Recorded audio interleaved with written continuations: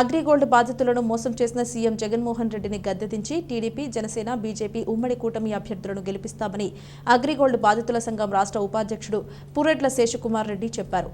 City నియోజకవర్గంలో కూటమి అభ్యర్థి ఆదిరెడ్డి శ్రీనివాస్ విజయానికి కృషి చేస్తామని పిలుపునిచ్చారు.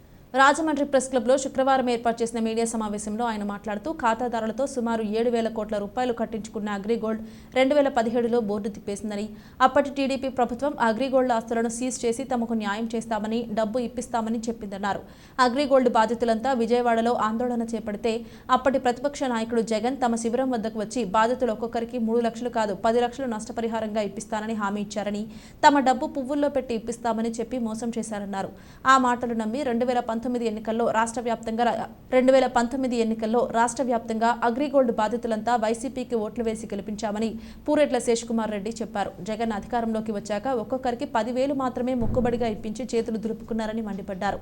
రాజమండ్రి సిటీ కూటమి అభ్యర్థి ఆదిరెడ్డి శ్రీనివాస్ తమను టీడీపీ యువనేత నారా లోకేష్ వద్దకు తీసుకువెళ్లి సమస్యలు చెప్పుకునే అవకాశం కల్పించారని, తమకు న్యాయం చేస్తానని లోకేష్ హామీ ఇచ్చారని తెలిపారు.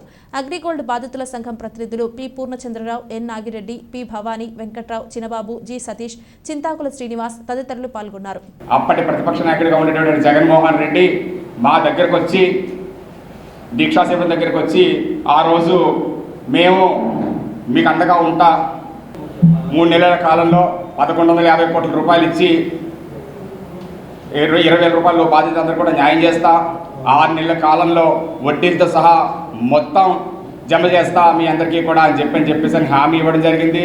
అలాగే ఈ 5 లక్షల రూపాయలు కాదు 10 లక్షల రూపాయలు ఎస్గ్రేషియా ఇస్తా, నేను పువ్వుల్లో పెట్టి మీకు ఇస్తా అని చెప్పేసి అని ఆ రోజు మాకు హామీ ఇవ్వడం జరిగింది. తర్వాత ఆయన పాదయాత్రలో కానివ్వండి, ఎన్నికల ప్రచారంలో కానివ్వండి, ఊరు వాడ వీధి కూడా అగ్రిగోల్డ్ బాధితులందరికీ కూడా చెప్పి అయినా ఓట్లు వేయించుకున్నారు. అగ్రిగోల్డ్ బాధితుల ఓట్లన్నీ కూడా 2019 సంవత్సరంలో గంప గుర్తుగా వైఎస్ఆర్సీపీ పార్టీకి వేయడం, జగన్మోహన్ రెడ్డి ముఖ్యమంత్రి కావడం జరిగింది. కానీ ఈ రోజు వరకు కూడా అగ్రిగోల్డ్ బాధితులకు ఎవరికి కూడా న్యాయం జరగల. అప్పట్లోనే చంద్రబాబు గారు 250 కోట్ల రూపాయలు కార్పస్ ఫండ్ పెట్టి 10,000 రూపాయలు బాధితులందరికీ కూడా న్యాయం చేస్తా అని చెప్పేసి చెప్తే కనుక జగన్మోహన్ రెడ్డి గారు మే 31వ తారీఖు 2019 సంవత్సరం ప్రమాణ స్వీకారం చేశారు. అక్కడ నుంచి దాదాపుగా 6 నెలల కాలం నవంబర్ 7వ తారీఖు వరకు కూడా ఆయన ఈ 10,000 రూపాయలు బాధితులకు ఎవరికి కూడా న్యాయం చేయలేకపోయారు. ఆ రోజున మేము ఒత్తిడి తీసుకొస్తే కనుక నవంబర్ 6వ తారీఖు 7వ తారీఖున తీసుకొని వెళ్ళి ఆయన 10,000 రూపాయలు బాధితులకి డబ్బులు ఇస్తున్నా, మీరు అందరూ రండి అని చెప్పి గుంటూరు బాధితులను తీసుకుని వెళ్ళారు. పెద్ద బహిరంగ సభ ఏర్పాటు చేసి మీ అందరికీ కూడా డబ్బులు వేస్తున్నా అని చెప్పి జరిగింది. ఒక 10,000 రూపాయలు బాధితులు అంటే కనుక ఒక బాధితుడికి 1 బాండ్ ఉంది, 2 బాండ్లు ఉన్నాయి, 5 బాండ్లు ఉన్నాయి, 10 బాండ్లు ఉన్నాయి. కానీ జగన్మోహన్ రెడ్డి గారు ఇచ్చింది కేవలం 1 బాండ్కి మాత్రమే.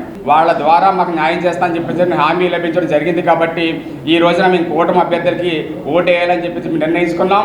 ఎలాగంటే కనుక ఈరోజు జగన్మోహన్ రెడ్డికి గద్దె దించేందుకు ప్రధాన కారకులు అగ్రిగోల్డ్ బాధితులు అవుతారని చెప్పేసి తెలియజేసుకుంటూ సెలవు తీసుకుంటున్నాం.